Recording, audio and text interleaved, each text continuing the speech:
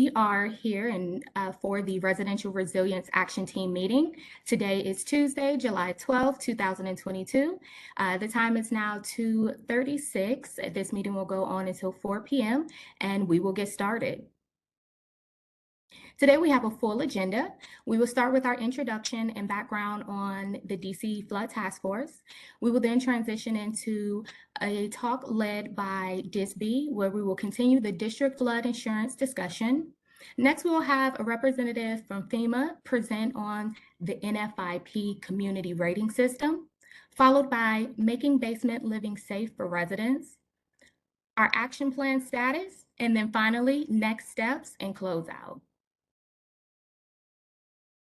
So as many of you all know, we have been doing this since November of 2021, but the DC Flood Task Force was actually established by the city administrator in September 23rd, 2021, and this was in direct response and action to the flooding that devastated many DC residents and business owners in September of 2020.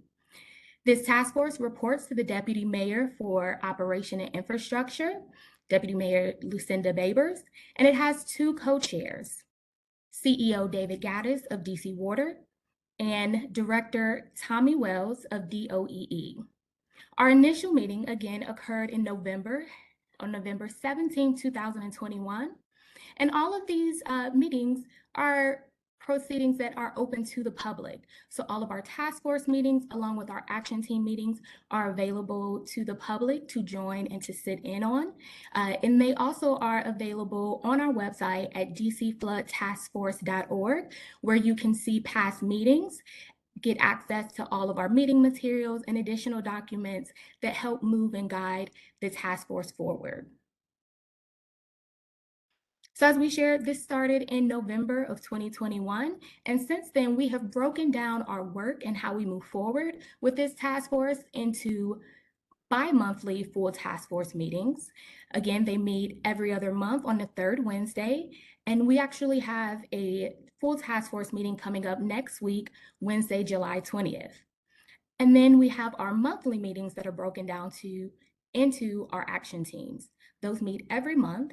Our residential resilience, which we are having today, meets on the second Tuesday of the month, and our governance and coordination meets on the second Friday of every month. Our flood task force does have a requirement to have a final report, which is due November in 2022, and we must have an action plan for each of the 9 categories. Post-November 2022, there will be a final report for the task force members to meet annually. These annual meetings will be to track our progress on the action plans and to continue to discuss budgetary needs and requirements for the action plan priorities.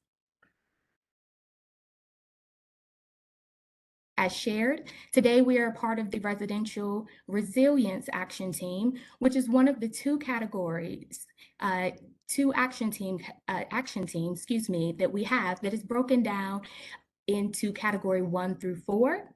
And the additional categories 5 through 9 are represented in the action team that takes place with the governance and coordination task force members. Their next meeting is going to be this Friday, July 15th from 10:30 a.m. until 12 p.m. And with that said, we are going to jump right into the agenda items. First up, we have our continued conversation on the district flood insurance discussion, and I am going to hand it off over to Philip Barlow with DISB. Thank you, Adria. Since our last meeting, I think last meeting we talked about the proposals that we had developed at DISB, and we shared them with the action team members and some others for feedback, and we got a lot of good feedback, and so we made some changes to the proposals. And so what I'm going to do now is discuss some of the changes that we made, the significant changes that we made in the proposals. We do have several people from the DISB team that worked on this. Sharon Shipp, Philip Edmonds, and Angela King are all in the meeting, so they can uh, pipe in when if I miss something or don't get something exactly right. But I will attempt to explain some of the changes, and I guess I'll start with thanking the people who provided comments um, already, and we are still open to accepting additional comments on this as we move forward. But I think we're closer to good products than we were before, because again, I think we got a lot of good feedback already. So the first uh, program that I'm going to discuss is the program to provide remediation and grant assistance through uh, sort of generally speaking grants. Um, for that one, among the changes that we made, we broadened the scope to eligible water damage occurrences regardless of source. So that originally included references to named storms, and we replaced that with water damage remediation. We added some information to clarify the activities that were covered. I know we got a question whether this could be used for flood insurance premiums and things like that. And so we tried to make it clear that this is a program for payments to district homeowners and renters after a water event occurs. So it's not preventative. It's not going to pay your insurance premiums or anything like that, but it's intended directly for payments to address water damage immediately after an event. We also there was also some comments about the need for um, quicker get some quicker cash flow to the residents after an event, and so we revised this program to incorporate a $1,000 payment for initial expenses that would be made without the need to it would after the it was the there was identification that the loss occurred, but without the need for uh, you know for an indication that expenses had been paid for already. So this would get some money into the hands of the district residents quicker. Um, for any amount above that, up to the $6,000 maximum, we would require similar documentation or verification. We removed public adjusters from having a formal role in the program. Initially, they would serve as determining some of the needs and costs. Um, I think there was some confusion over our calling this a voucher system, and so we've modified the language to replace voucher system with coupon program. So I think the gist is that we would provide coupons the to the residents, who could then exchange those coupons with a vendor for services or products, and then that coupon could be redeemed by the vendor through the program, and added something that the program would you could apply and be processed online within a 48-hour period. I think the intent here is to do something along the lines of what DC Water did in previous situations, where residents could provide photographs of the damage, and then that would be sufficient to trigger initial payments. So I will pause to see if any of my DISP colleagues want to say anything or if there are any questions.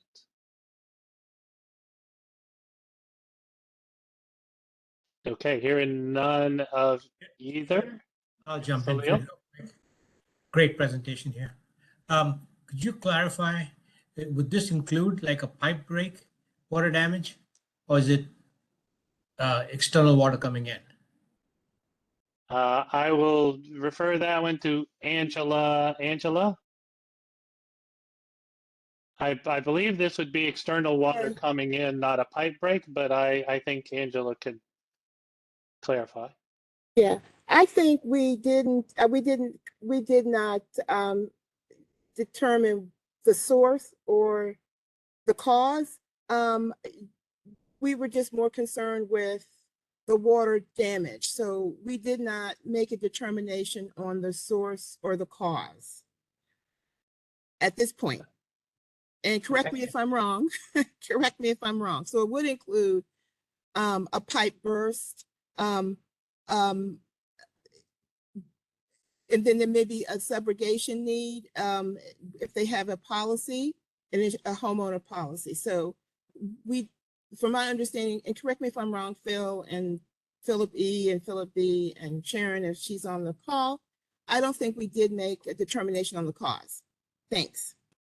Okay, thank you, Angela. Thanks for that clarification. So yes, okay, so Salil, it sounds like yes now. So this program would be for major flood, major water events or individual water events. Thank you. Sure, good question, because that was something that helped me too. Any other questions or comments on that, Nick? You typing in, coming in to ask a question? Yeah. All right. Just I guess to build on top of Salil's question, I think we also see a fair amount of flood complaints that are like surrounding the property, like they're not. I guess sometimes it results in damage to the building, but what if it's not building damage, right? What if it's just like, the fences or, some other part? So you don't have to have all the answers right now, but I think what we're trying to point out is maybe think through some edge cases and whether or not you'd want to pay out for that. Okay. Yes, I will say that I don't think that's something that we specifically consider. So what you're talking about, Nick, is really like damage, but not damage inside the home. Damage that may to structures outside, like a garage or a fence or something like that. Right. Okay. Hi. Yeah, hi, this is Sharon. Yeah, I don't think that we were contemplating external physical damage. The program is designed to, assist residents in doing remediation of the internal property of their home. So we would want to, for example, remove any type of mold and remove any type of water that's inside of the home. So I don't think that we're looking to provide remediation for external damage outside of the living quarters of the home. Yeah, and that makes total sense. I think I'm just trying to make sure that's specified so that way we don't get stuck with that kind of question from a resident. Yeah, and also that's a great point. Thank you. And then also when you talk about remediation, you'll have to remind me from the original proposal, like say there's a flood, certainly you guys, this would allow for a payment of, cutting out the drywall and any kind of mold remediation, but what about, for example, having to like replace flooring that is, I guess, are you trying to place a limit on, can this be used to replace items like couches and flooring, or is it really just to like prevent mold growth? Hi, Nick. No, if I may address that, no, we hadn't really set aside the concept of replacing drywall or replacing furniture. That would require a little bit more adjudication on the value, whether it's replacement or actual cost value. What we really wanted to do was provide a simple, I'm going to say initial remediation, in that if they need tarps, if they need dry out, we would remove wet carpet, but we did not contemplate replacing personal property or doing major drywall work, not up to 6,000. That was not part of the program. And please chime in if anybody had any other idea about that, but I did not contemplate that. So, and Nick, my sense is you're asking these questions to help us clarify what's covered in as opposed to advocating for any particular thing. So Exactly. So these are helpful, and we can try to clarify maybe what's covered and what's not covered. That's probably a good thing for us to add. Yeah. So Philip, and this is wonderful. This in itself, the initial to clean up and drying out is what 6,000 would cover, and without doing any damage repair. But that's what's needed first. So that's great. In line with what Nick was saying, also, I would suggest giving consideration to stuff like sump pump failed, filling up the basement.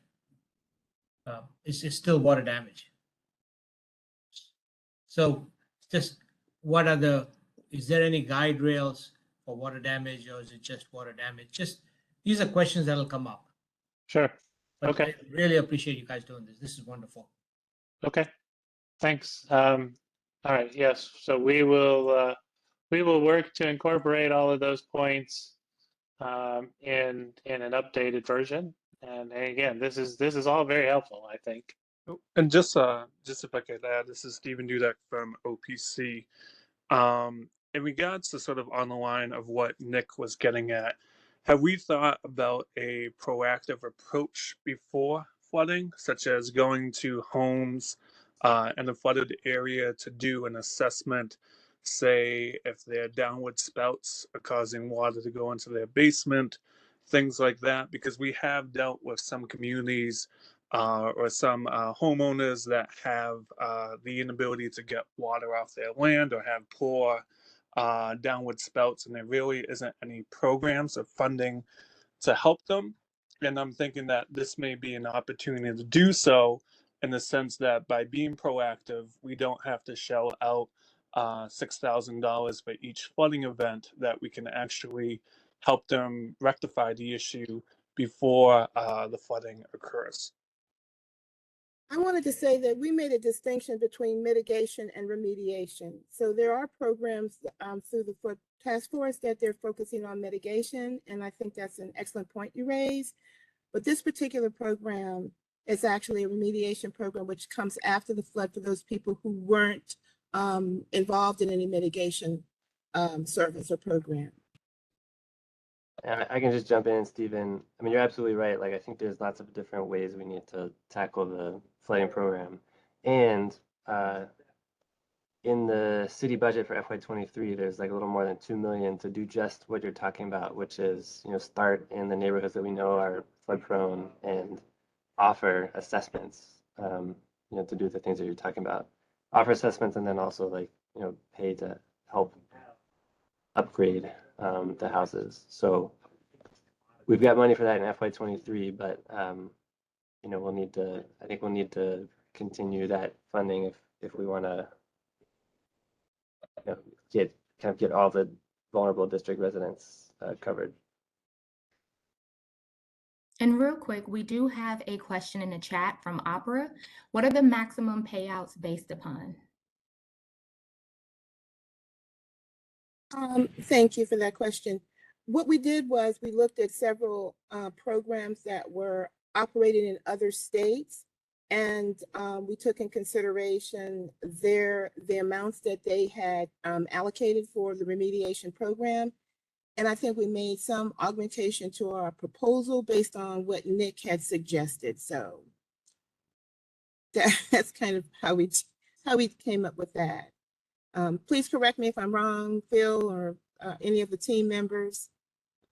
Yeah, I think there's no absolute science to this. This certainly is a number that could be adjusted as we go forward. I mean, the part of this is to do part of the proposal is to do, you know, a feasibility study, and certainly setting the dollar limit will be part of that consideration, you know, in terms of both the need and the overall cost. Phil, correct me if I'm wrong, but I thought that there was some consideration that was also given to the amounts that were paid out through DC Water during the September 10th flood event. I thought that there was a spreadsheet that showed you know, the amounts that were paid, and that was taken into consideration in coming up with that $6,000 number. We Karen, did. I think Phil did that. Phil used that spreadsheet, if I'm not mistaken. We on did his- look at that was some information that I think Salil provided, and we did look at that as some to give us some guidance to understand what the need was. Philip, Oh, no, it's okay. Go ahead. no, thank you for that. That's actually helpful. I'm actually wondering how DC Water, speaking as someone who works now at DC Water, came up with those numbers as well. Like, is that representative and reflective on the cost of homes, the type of homes, income variations, and things of that nature? Or was it kind of just this easy round number to land on? Because I think at the time DC Water did a 5,000 max payout, but I would be interested to know what that number is based on, especially if you're comparing it with other areas, cost of living, and things of that nature. So after that 5,000 was just for drying out and clean up. It was not for making anybody whole or anything of that sort. I think the spreadsheet that This Philip would be for as well, is right? This is just for dry. This is not clearly making correct. folks whole, right? Okay. Correct. I think the spreadsheet that Philip was referring to was the claims that came in, and we shared with Disby all those for them to analyze them. If I could share an experience we had on the backwater valve that just for consideration. When it first started in 2012, we were paying a certain amount for the backwater valve reimbursement, and anything above that was paid by the homeowners.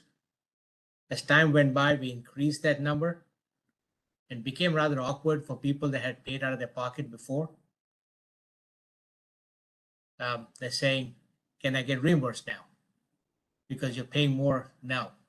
So it's better to go in with one number and stay with it for a while. just a suggestion rather than adjusting it. No price match guarantee, huh, Salil? All right, maybe we ought to move on to the next one. I think this was good feedback. And again, feel free to send additional questions as you have them. Either, you know, send them to us or put them in the chat. So the next one was 1.7b. This was the program to provide. This is, you know, an alternative. So we looked at two ways to do remediation. One was through grants, and the other one was through insurance. This is the one to look at an insurance option to providing a remediation assistance. And for this one, we increased the eligible payout to $10,000 to match what we understand to be the highest NFIP deductible, so that if somebody wanted to match this program with an NFIP policy, then they could get the high deductible and lower the premium. the prior program, which was set at 5,000, was really sort of a immediate trigger payment of $5,000. We felt that $10,000 was probably too much to pay out without any kind of adjusting of the claim. So we made this with a $2,000 immediate payout, and then the 8,000 additional payment would be made as the claim was adjusted. And as I mentioned, we may want to combine this with a NFIP policy, maybe subsidized for because this is a program for low income residents, as it says.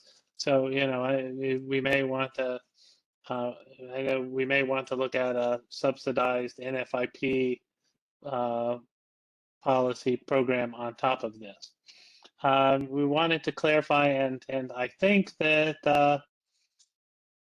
we had a lot of discussion about this the last time, but I think we understood that HCEMA does have some kind of teams that goes out in when there are things like floods, and would be doing field work and those kind of things. So we wanted to clarify that the initial trigger for a payment would be, or the trigger for the initial 2,000 payment at least would be after an in-person inspection by HCEMA that identified that there was a loss that occurred, and also we added we specified the types of losses covered. And of course, I think that based on the discussion that we had on the previous one, we can go back and look at that again and maybe add some additional information to identify both the kind of things that are covered and the kind of things that are not covered. So again, I will pause for others, DISB comments or questions.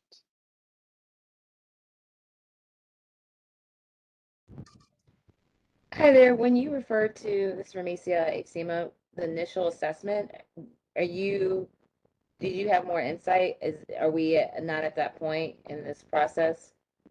And when you're talking about the HCEMA role, Yes. so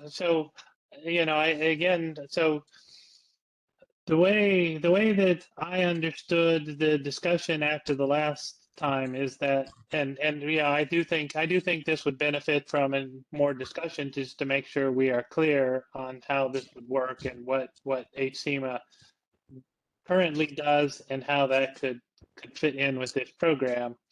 But the idea, I think HCEMA had some kind of teams that go out after there is an event, because this one is triggered by events that are more in line with flooding as opposed to some of the things I think that the grant program might cover that we discussed earlier. This pipes breaking or some pump failure. This is one that's kind of geared towards more of the kind of things that happened in September of 2020 and other flooding, whether it's river flooding or stormwater flooding. It's designed more for those kind of things. But my understanding was that y'all did have, when those kind of events occur, you do send people out to investigate what is happening, and that we would look to build on that role to have those people be able to identify where there is a flood loss that would be able to trigger a payment. It would be sort of a quasi-parametric kind of insurance product, but the parametric would be a human determination as opposed to a metric determination. But yes, we do need, that's an area of this one that we do need to have more discussion about as we Huh. before Yeah, we. that makes sense. So in some respects, you're referring to some of the post-emergency canvassing efforts that our agency has established, and that was as we call it, activated during September 10th. So yeah, I think more discussions on that would be helpful, and because we in that process we do, as they call it, like a rapid needs assessment, just understanding any unmet needs that residents, when we're doing those kind of canvassing efforts. And so potentially this could be something that um, could be built in, but more conversations on that would be helpful. I think I added some comments on the draft that was circulated shortly after the last meeting, and some best practices that we could also model, is what Delaware has done, as well. So I think this kind of falls in line with what some of the work that they're doing, for smaller, as they call smaller threshold events, such as like a September 10th flooding. Okay, great.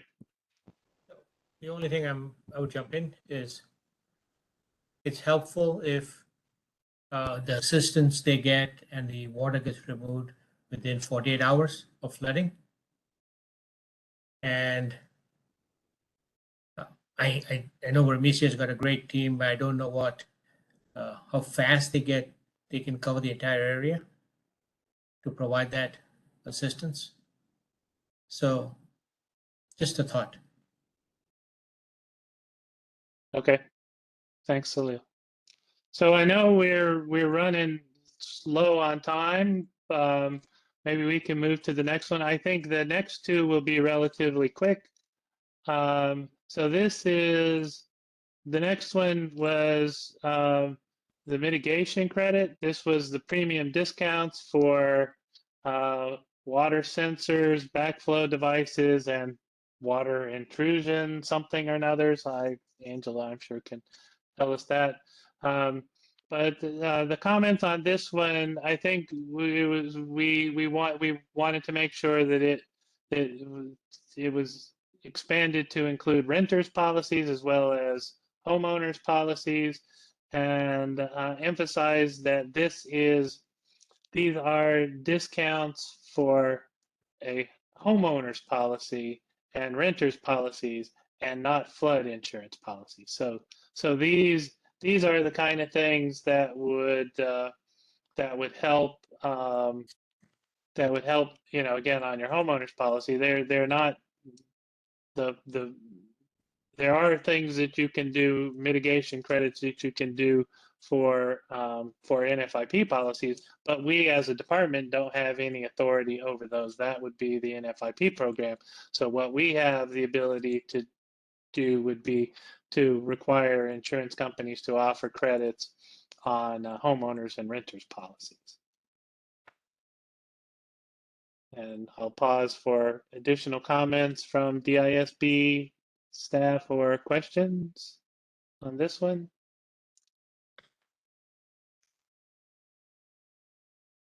Okay, then maybe we can move on to the next one. So this is one where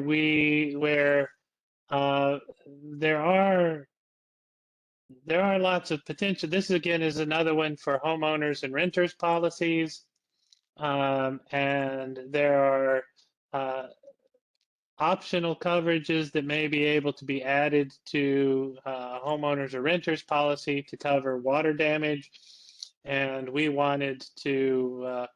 And I think we wanted to make clear that the purpose of this action is to increase awareness and the cost of those additional coverages, so that that homeowners and renters could consider them when making the decision to purchase a homeowners or renters policy. And also the point was raised that some of those coverages in some homeowners or renters policies may already be included. So we revised it to clarify that if your homeowners or renters policy already covers some of the enhanced water damage coverage options, you did not have to offer those as additional coverage. It's to clarify that again, as the point of this, when you are, what we would require of insurers is that when someone is purchasing a homeowners or renters policy, that they would be notified of the availability of these additional coverage options and the cost of them, so that they could make an informed decision about whether or not to add them to their policy. There was a requirement in there to post coverage and cost information on the insurer's website. We removed that. I know from previous experience working with insurance companies that are national in scope, that putting state-specific information on their website can cause confusion and be difficult to find. So we removed that. We clarified that this is, adds additional benefits for your homeowner's coverage, but it's not intended as a substitute for a flood policy. There was a comment that suggested that we do this as an opt-out rather than an opt-in. So an opt-out meaning that each one of the enhanced coverages would be included on your policy unless you explicitly said no to it. We decided that our first attempt, because the additional enhanced coverages do increase the cost of the policy, we decided to stick with the opt-in, but indicated that we would monitor how many people are opting in and what the impact is, and possibly move to an opt-out scenario depending upon what we discover as we follow the progress of this program. And then again, since this one is a program that this would add to the cost of a homeowners or renters policy, we indicated that we could at some point consider subsidies for these kind of additional coverages for low-income residents if we can figure out a way to set up that program. But I think those last two things are things for us to consider in the future. That we didn't want to complicate the programs to kick them off with those options in them. So I'll pause again for comments or questions. Hi, Phil. I think I was just going to get a point of clarification. With this particular enhanced program, the insured was going to be offered. They were going to be. It was a requirement for the insurance companies to offer enhanced endorsements, so they could select which endorsement they want to enhance their policy with. So they would have the option to select the type of endorsement that they want. And if it was already included in the policy, then that would have been noted at the time that they had a discussion with their agent. Right. So. Thank you, Sandra.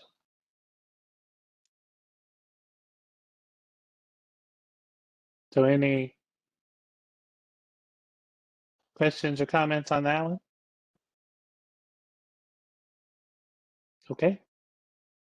So we do have, so I just wanted to throw out some additional questions that we discussed as we were doing this. because one of the things that as we were making these changes from our original proposals, it was kind of apparent to us that the changes that we were making were adding to the cost of these programs, since the at least the remediation programs, are intended to be government funded programs. And at some point we need to take a look at at the benefits of the program and the cost of the program and kind of weigh that out. But we haven't to this point, we haven't done that. We're just kind of brainstorming and developing these things. But as we move forward, that those certainly the cost is always a consideration. And so I just wanted to throw out, for at some point we're going to have to look at that. And so that's really just kind of a question. Do we do this whole the way through without looking at the cost, or do we try to figure out some idea of the cost to know the viability of this program? And I'm not necessarily expecting an answer right now, but that's just something, we just feel a little bit uncomfortable, just keep adding cost without, because there has to be a balancing at some point. And then the next one is it sounds like maybe this one will be answered next, because we know there's been some discussion about the community rating system. So we were kind of unclear if there was, what we needed to be doing to coordinate with the potential inclusion in the community rating system, particularly if we're looking at coordinating these remediation programs with the NFIP policies. And so we just wanted to throw that out there. And then again, we were told that that if you increase your NFIP deductible up to $10,000, that could result in up to a 40% premium reduction. But I don't know. We've been told that, but we don't know the source of that information. So anybody who has that, and we kind of assume that 10,000 is the maximum deductible that you can get on an NFIP policy, but we don't really know that stuff. So that's just some additional stuff I think that could be clarified to help us make sure we understand exactly what we're doing. And then the last one is, I know we have the backwater valve program, but for the mitigation program, we were less clear about other mitigation devices and whether there are programs that we might want to coordinate the risk mitigation insurance program with to achieve maximum results of that. So again, I know we're over time, so these are not things that we necessarily need answers today, but sort of like the questions that Salil and Nick had for us, these are kind of questions that we wanted to just throw out there to help us as we move forward. But if anybody wants to comment now, feel free to do so. Well, I'll say, so for the first question, I say stay tuned for Friday's presentation. We're going to kind of talk about, a little bit of research we've done on that. Okay. For the second question, we actually have a FEMA flood insurance expert on the call who you'll hear from in just a second. Yes, Rich Sabota. that's So, good timing on our part. Yes, exactly. So I'm queuing you up for that. And then, on the backflow, we do have that as something that can be installed as part of the Flood Smart Homes program. So that, backflow, and I don't know about water shutoff devices, but certainly the leak sensors and backflow devices. So maybe I'll add it on our list of maybe we want to include the shutoff. But yeah. Okay. Well, thank you so much, Philip, and the DISB team. We appreciate all of the comments that you all took and how you integrated that into how you're moving forward with your action plans. And thank you to the action team for your insight and considerations. It's definitely a conversation that will continue. And again, please reach out with your questions and comments so that this can continue to be developed. And thank you, Philip, and Nick for transitioning us in to our next speaker. We have Rich Sabota with us, who's going to talk about the NFIP community rating system. And this is a presentation from FEMA.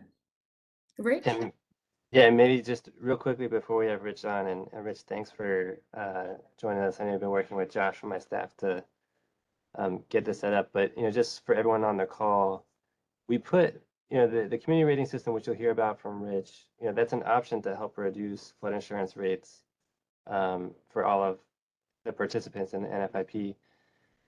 But what we also, it's not, I don't think it's like a silver bullet. So we asked Rich to kind of explain what the rating system is, what kind of effort, the city agencies are going to have to expend in order to be a part of this system, and then also what the benefits are. So we're hoping to just kind of like give an overview of what the system is, and then leading towards either today or another time a discussion on, is that something that we want to pursue, and like make an action plan for the district. So that's just a little setup, and Rich, I'll let you take it from here.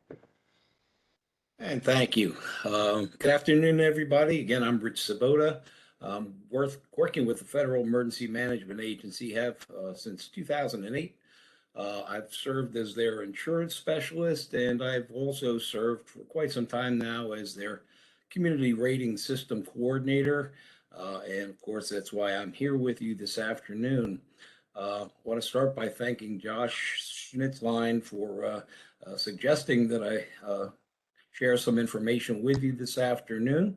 I also want to thank the DC Flood Task Force and the Residential Resilience Action Team, got those both right, I hope, for coordinating my time with you this afternoon. And most of all, for those of you who are listening in, I just want to thank all of you for giving me some of your time this afternoon. I'll try to make it worth your while.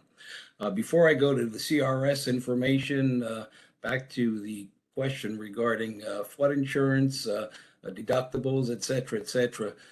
I have heard the same 40% discount, give or take, on the basis of a $10,000 deductible. The good news is that we've recently changed our rating system, and now we can offer quotes to people pretty darn quickly, and you can get your quote based on $1,000, $2,000, $10,000 deductible, so you can actually get the premium difference that's involved in higher deductibles. So we've taken a lot of the mystery out of that. Does that answer the question? Yeah, I think we can definitely look at it. I don't know if if you have a rule of thumb of like. Yeah, the rule of thumb really is about 40% for the $10,000 deductible. Needless to say, we've got fees and whatnot that aren't affected by that premium discount, but 40% is a pretty close rule of thumb, I think. And again, we can take the guesswork out of it. Anybody these days can contact their insurance agent or company, and within the space of about 15 or 20 minutes, get a premium quote on flood insurance. Take all the guesswork out of it. All right, back to the community rating system. I'm going to take myself off camera for a while, so number one, you can concentrate on the slides, and number two, I can concentrate on my notes. This is the first time I'm giving this presentation, so I want to make sure I get it right.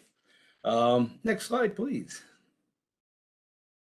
So, Community Rating System, or CRS, has been around for quite some time. This program was launched by FEMA back in 1990, and it was really designed to do a number of things, and I'll share that information with you as we go along. But it's really all about supporting the National Flood Insurance Program, or NFIP. If you're not aware of it, any community that is eligible for flood insurance through the National Flood Insurance Program, including the district, agrees to enact and enforce certain minimum standards for floodplain management.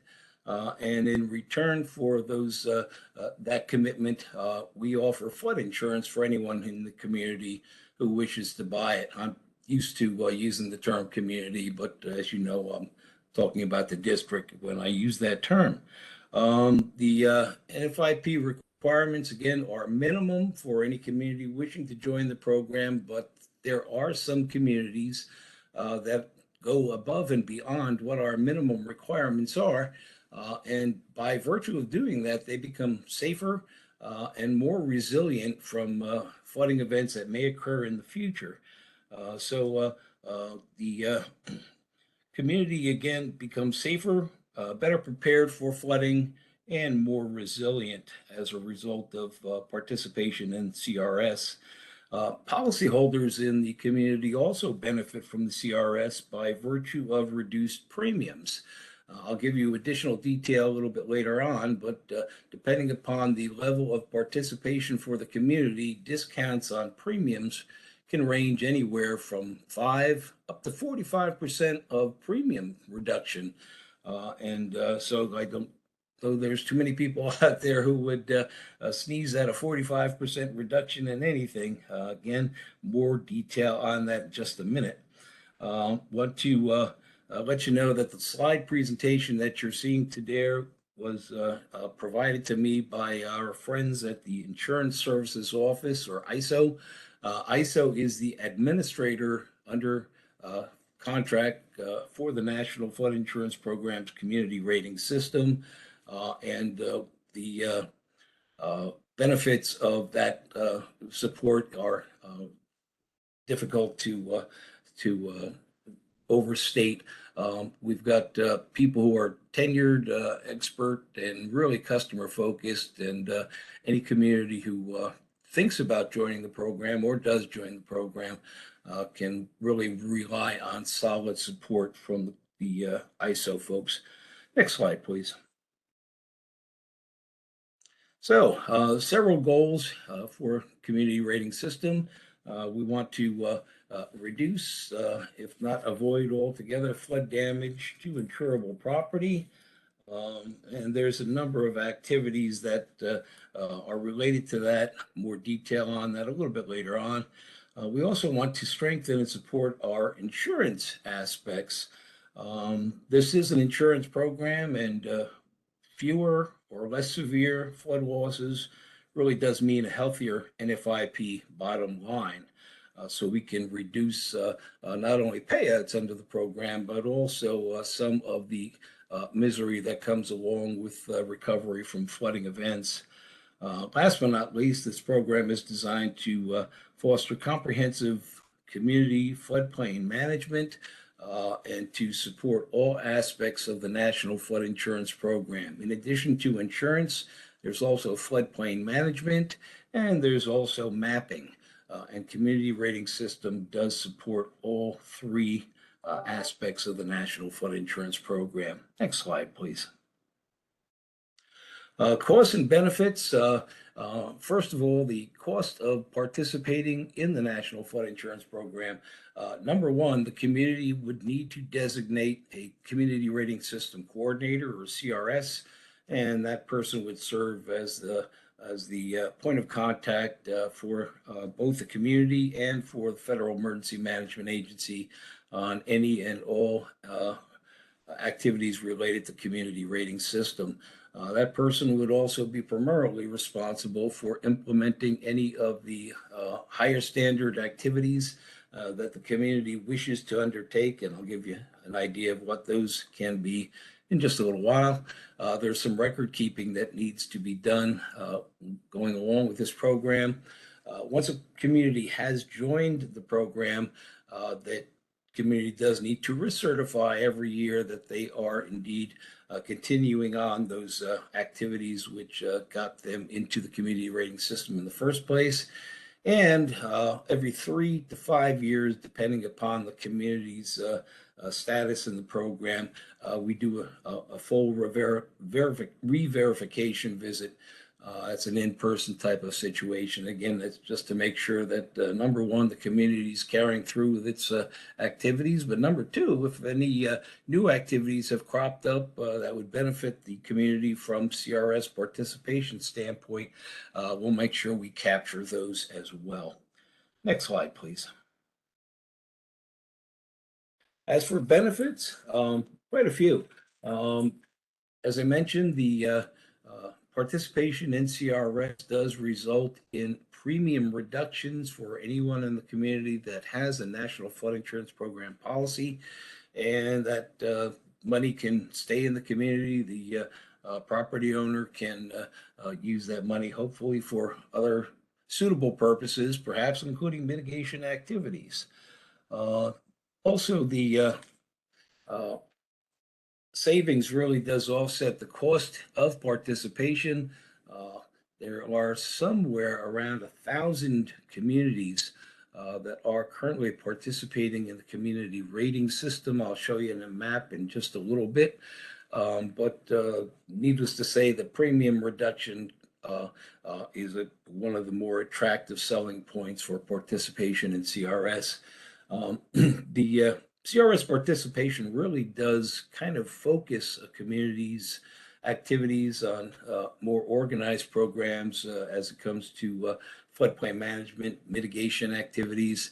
As I've mentioned, the Insurance Services Office folks provide just a wide world of technical assistance. Since this program's been around since 1990, there's an awful lot of information that we have gained over time that we can share with community rating system coordinators.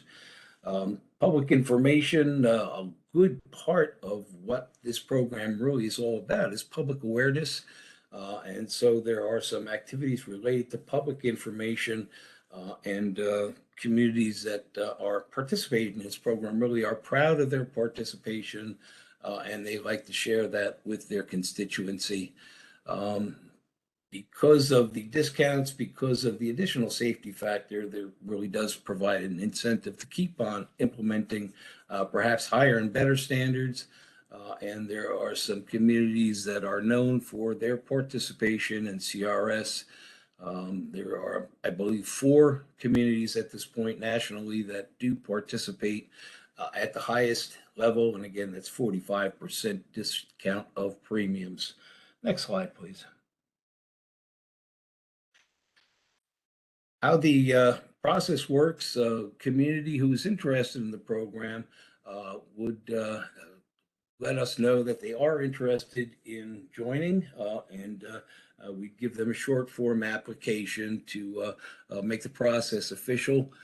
Once the application has been received, FEMA will schedule something called a CAV, or Community Assistance Visit. And the purpose of that community assistance visit is to look at the floodplain management standards and implementation in the community. There are other communities, non-CRS communities, are also subject to community assistance visits. Again, it's FEMA's way of auditing individual communities' participation in the program, and also to find those areas where we may be able to suggest or recommend better practices that would help the community and help property owners in that community. Following the community assistance visit, when all has been followed up on, there almost always are some issues found with the community's floodplain management program. So those issues would need to be resolved. And at the end of that process, FEMA would issue something called a letter of good standing. And that's really all about the fact that the community is indeed doing a good job at the minimum level of floodplain management.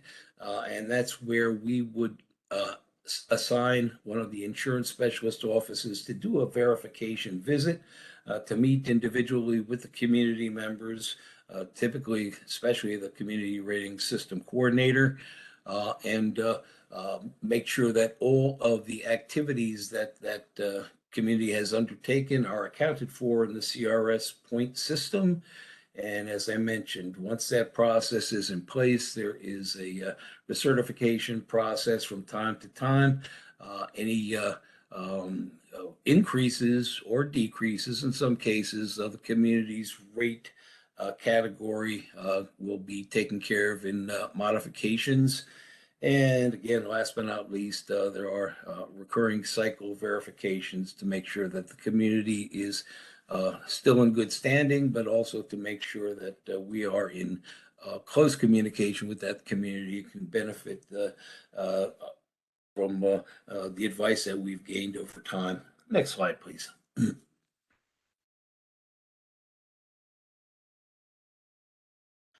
So in terms of credited activities, keep in mind that there's an entire CRS manual that explains the ins and outs of most of this. I'm just going to kind of give you the Reader's Digest version here, and I'm going to begin with the Series 300 public information. Some of that, a lot of that really relates to outreach in the community, flood awareness, mitigation awareness, resilience, safety practices, et cetera, et cetera. Mapping information. Every community that participates in the program does get its own flood insurance rate map from FEMA. And most communities, and I believe DC is one of them, also has their own mapping tool. And the information that's contained in both the firm and the mapping tool are extremely helpful for property owners to be able to recognize flood risk. And the more the information can be promoted by the community, the more points typically that community would earn. For Series 400, mapping and regulations, again, this is a community that to a good degree is about higher standards. So that community may be able to improve on FEMA's flood insurance rate map. They may be able to introduce and improve upon their own mapping tool. And again, as for regulations, I mentioned that any community participating does have a floodplain ordinance that has minimum standards. There are a number of communities that choose to go above and beyond minimum requirements. A lot of crediting is given to open space. I believe that DC has what we call a freeboard standard, which means that new construction would have its lowest floor elevated higher than it would be required to under minimum standards. And again, that's a good point gaining activity as well. Points can be given for stormwater management programs, et cetera, et cetera. For Series 500, flood damage reduction, it's really all about planning. It's all about mitigation activities. In some cases, structures that are particularly flood prone can be benefiting from a planning process, can be benefiting from acquisition and relocation. Flood control protection devices found in the community can also gain points. And I know DC's got a number of those. Points can be gained for drainage system maintenance, for environmental laws and regulations, and particularly for planning activities.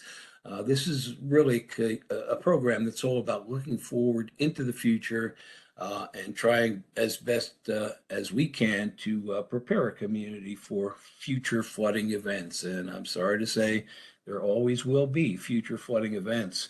Last but not least, Series 600 is really all about warning and response activities that would go along with flooding events.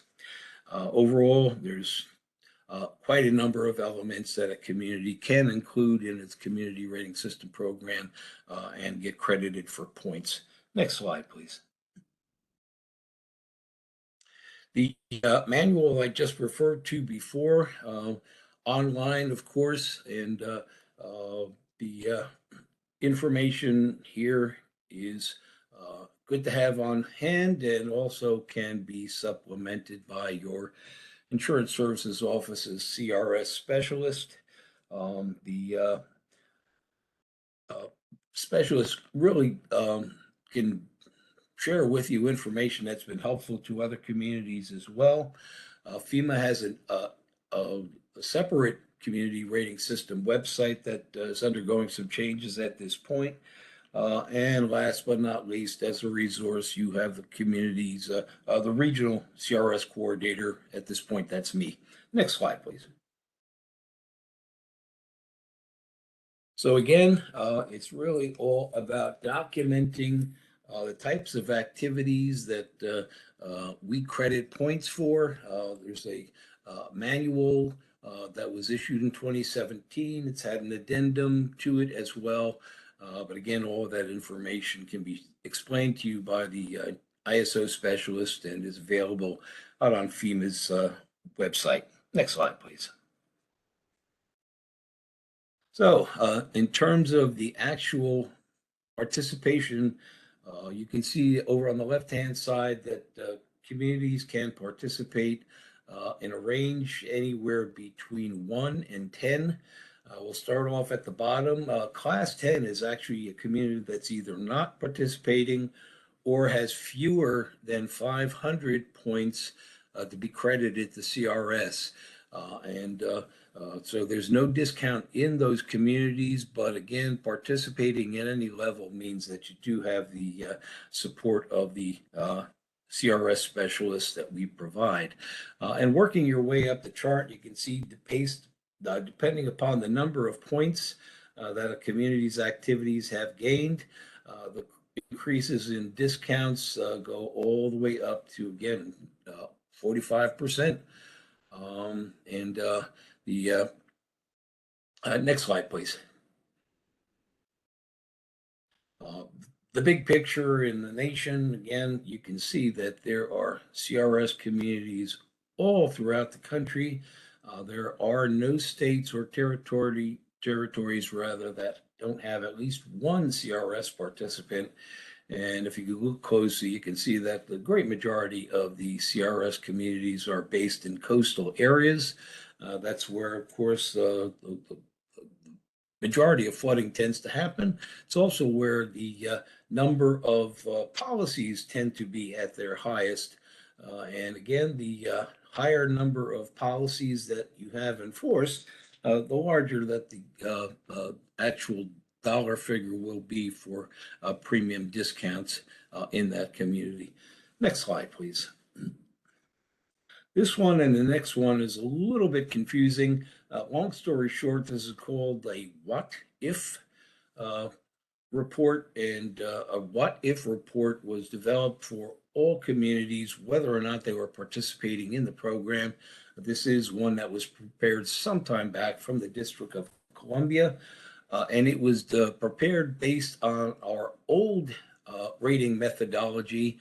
The old rating methodology credited the structures in a community depending upon whether they were in a special flood hazard area, a non-special flood hazard area, and there were different discounts applied to those two categories. For something called our PRP, our preferred risk policies, there were no discounts given. Under our new rating system, if you'd be kind enough to go to the next slide, please. Under our new rating system, we don't differentiate the location of a structure, whether it's in a high risk or non-high risk area. We will give that structure the full community discount for its participation.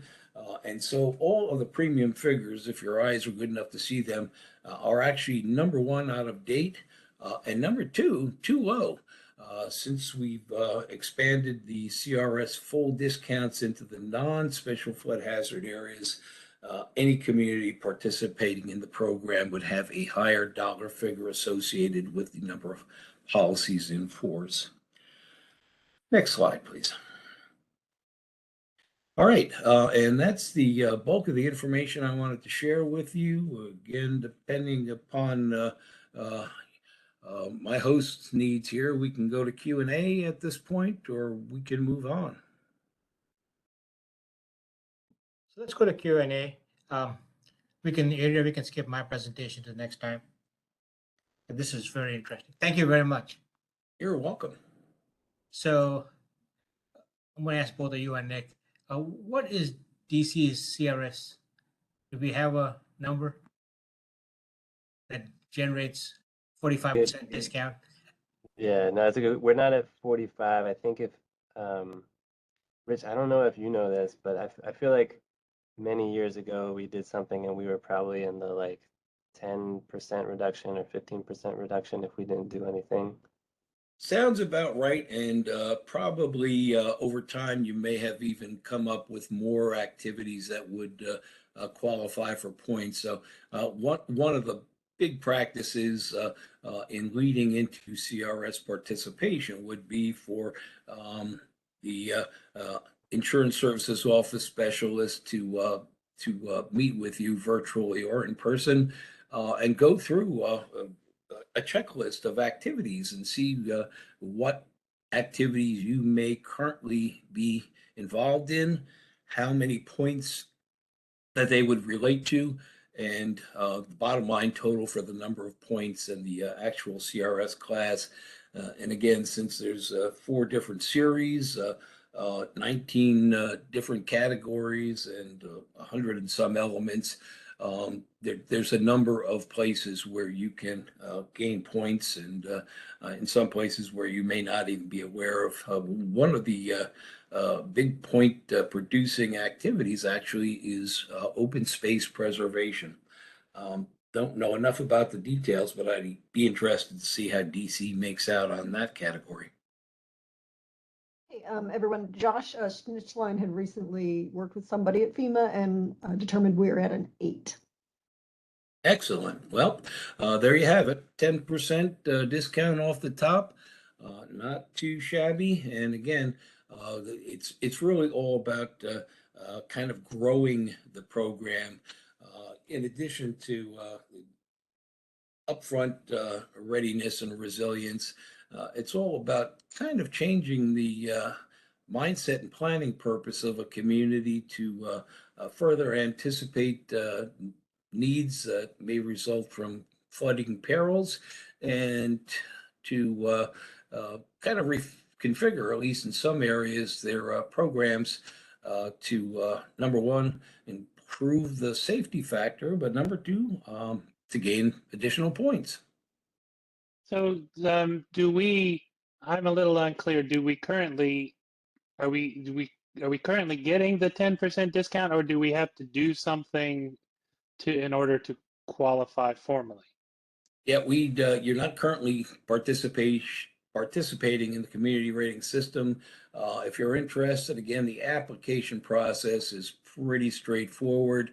The big step would be to schedule and conduct a community assistance visit to again determine the community's current level of participation and to make sure that everything's in order before we proceed any further. So that's probably the longest part of the process.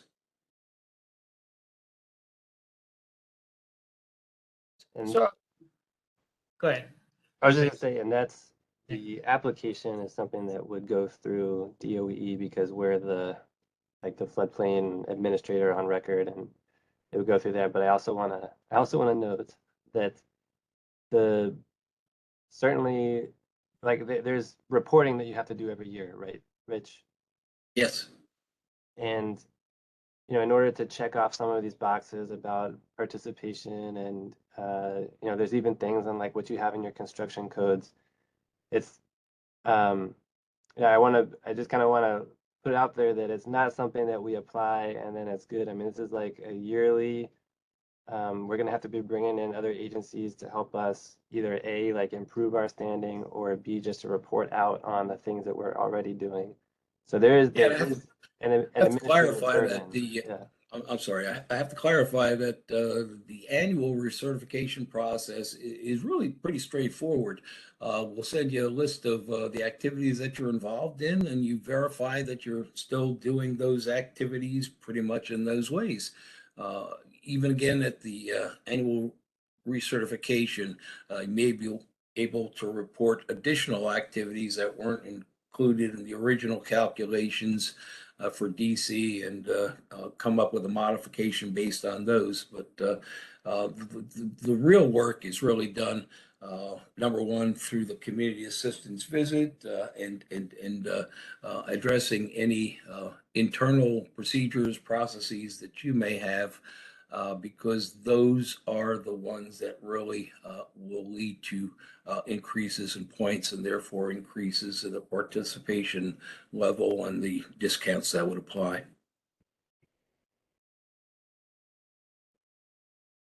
So, This is Victor. May I ask a question directed to Rich? go ahead, Victor. Okay. Hey, Rich, how you doing? Well, thanks. Victor, thank you. All right. Thanks for the presentation. I was a community service, community rating system coordinator in Baltimore. I'm familiar with And a darn good one at that. Well, thank you. But just very familiar with the program. And one of the things that we didn't have in Baltimore, which I'm so excited that we have in DC, is a DC flood task force, right? Where we have this mechanism in place that brings all of the, well, not all of the, but many of the key agencies to the table. And that is one of those sort of mechanisms or tools that helps, and this is leading to Nick's point, that helps communities kind of like coordinate all of the activities and documentation and submission of the documentation necessary to maintain whatever class that you've been able to obtain, or a higher class. My question to you is, with that context, because you're saying you're the regional CRS person, I didn't know that. What are some of the examples of, I guess, coordinating bodies that you've seen in other jurisdictions that really help support, a really good CRS program? Something that, and explaining it in a way that, helps inform, those sitting at this DC Flood Task Force table about, the CRS program. Sure, and thanks for that question.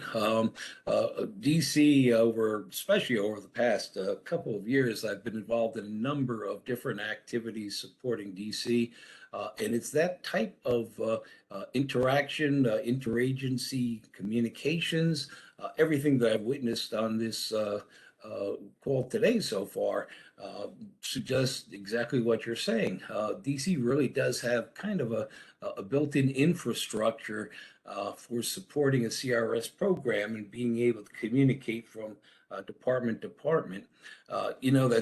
There's some communities out there that are participating in the program. They're really very small, so there's really not a lot of need for coordination and interaction. Others, such as the district, would certainly benefit greatly from a good communication process, an ongoing meeting forum just like this.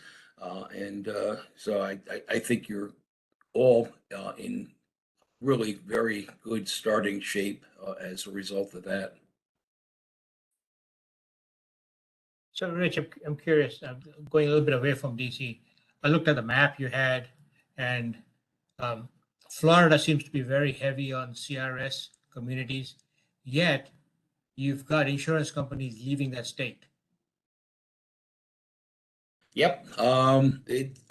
Insurance is is not a boring field. There's an awful lot of backstories that are always going on.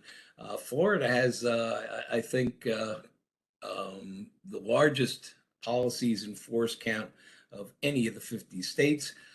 And some time back, the reason that the National Flood Insurance Program exists in the first place is that way back in the 1960s, private insurance had pretty much exited the market. They've decided that there was no profit for them to be made, but flood losses still occurred. There was still a need for flood insurance, and that's why this program was created. Over time, private industry has studied the flood insurance peril and in some cases have made some pretty significant entries into markets. And that was true of Florida for a number of years. What the experience was in Florida, however, was such that there are an awful lot of the folks who entered that market who decided maybe that market was not for them. For better or for worse, you can always count on your Uncle Sam and the National Flood Insurance Program. We're never going to exit a market. We're there no matter what. But private industry can come and go, and I see a lot of that over time in different places. That's really a developing story, I think, in the world of flood insurance. I think over the future, you'll probably see a lot more providers of private flood insurance, but I don't know what markets they would choose, whether or not DC would be an attractive market for private insurance. They all do have their individual business strategies, and it's something that we pretty much need to kind of keep in touch with. We are, because of the growth in private industry participation, we are now getting more and more involved in some of the numbers, some of the players, and hopefully being able to, believe it or not, support their efforts. At this point, it's the philosophy of the National Flood Insurance Program that whether you get your insurance through us or through a private insurer, you've got insurance, and that's the important thing. There's so many property owners out there that have not made the decision to purchase flood insurance and have lived to regret it, unfortunately. Thank you.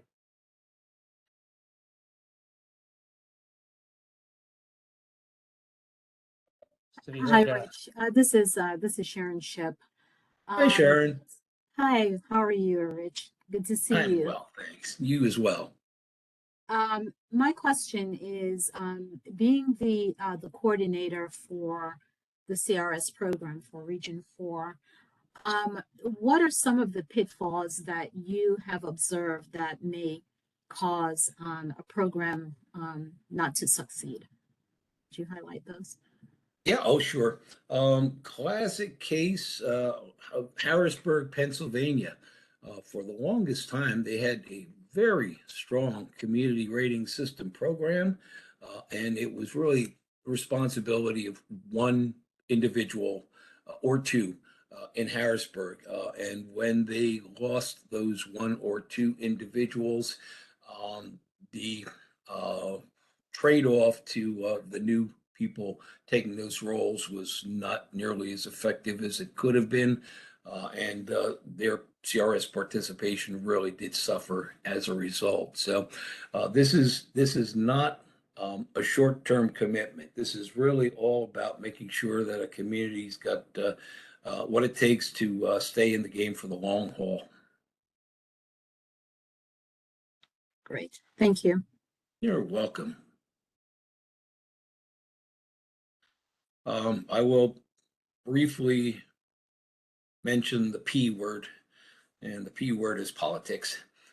A lot of a individual community's actions or non-actions in the community rating system, excuse me, really does depend upon the philosophy of elected officials. And as long as you're interested in participating in the program and you're in it for the long haul, we can provide you with pretty much all the support you need to keep it going.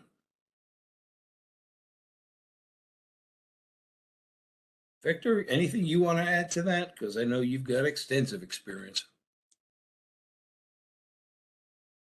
No, sir, I'm fine.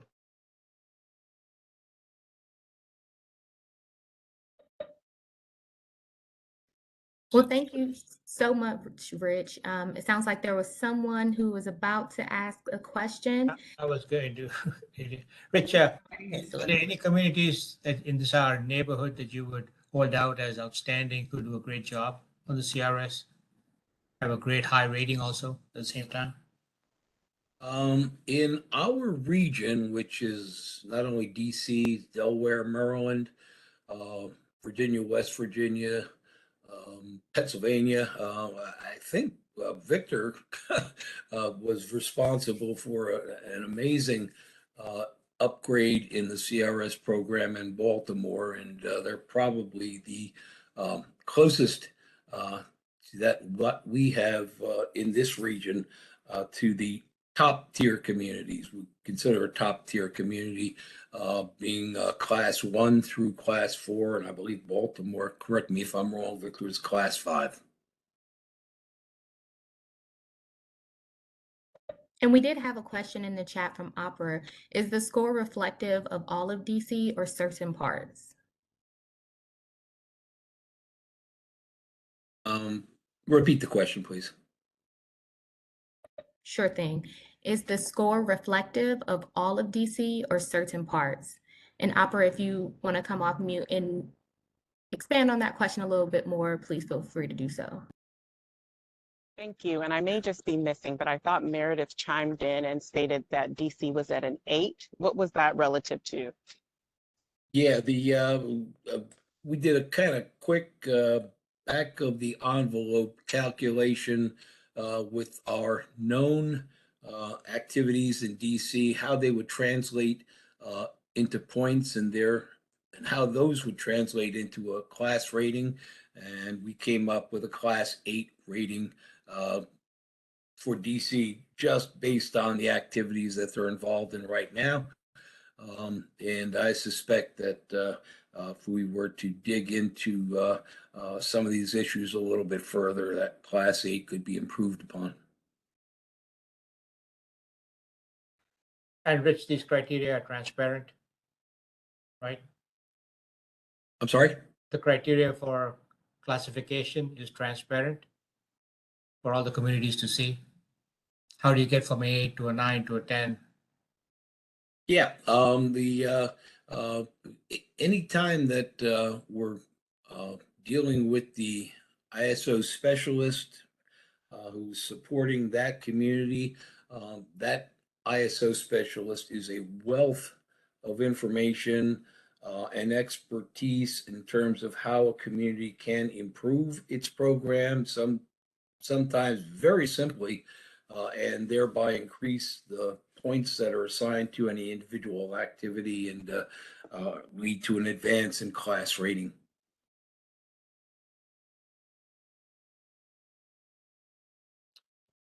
Thank you. Adriana, we're running over on time here. Go ahead. Thank you, Salil, and thank you, Rich, so much for this informative presentation. Are we able, if we have additional questions, can our team reach back out to you to follow up with? Absolutely. Absolutely. I've been with FEMA for a long time, not planning to go anywhere anytime real soon, unless I get the lottery. Thank you for the opportunity to talk. Thank you so much, and good luck on that lottery. But hopefully, for our sake, you stick around. So we are mindful of the time right now. It is 4:04. We appreciate everyone who stayed on the call. We are gonna table our next agenda topic that was on the making basement living safer for DC residents. And we are going to now transition into our action plan status. So we can briefly discuss that before we head on out and close out. Yeah, all right, so I'm gonna try and run through these real quick. But so on the next slide, so there's just a heads up to everyone. So Wednesday, next week, full task force meeting, either you or your director or your designee will be asked to vote on these 6 action plan items. And if it gets voted to approve, it will enter a public comment period. So, we'll send out an email this week, with all that information, but, heads up, please make sure the folks from your agency that are attending know that they will be expected to vote to hopefully approve. I've highlighted in blue the one action plan that's coming from this action team. All right, so the next one. So at that same meeting, so after we vote to approve those 6 action plans, we will be presenting for the first time to the task force these 7 action plans. So hopefully this is not a surprise, but if your agency is listed here, there's DC Water, DEMWA, DCRA, and HCMA. If you're listed here, you are expected to be presenting on Wednesday. So let us know if you have questions, and we can give you templates if you need, but just putting out there, that's the expectation. And then, yeah, I think we're gonna have to, for the next slide, I think we're gonna have to maybe roll this into another meeting, but essentially there is a few actions that we have to figure out. Are we presenting in September? So not Wednesday, but in September. And then there's a few that we need to decide if we're gonna go forward on it or not. So for example, the CRS rating system is the second from the bottom. And then on the next slide, there's some other, next to discuss. We have to decide whether we want to greenlight. So I think we'll just have this as a placeholder for now, that we need to have a discussion on these things. We'll make sure, mental note for us and the team, that we need to reserve some time at the action team meeting to go through these. And I think we can skip to the closeout. So your homework. So number one, if you are on that list that I just showed, you should be presenting in July, and then continue drafting action plans for the September meeting.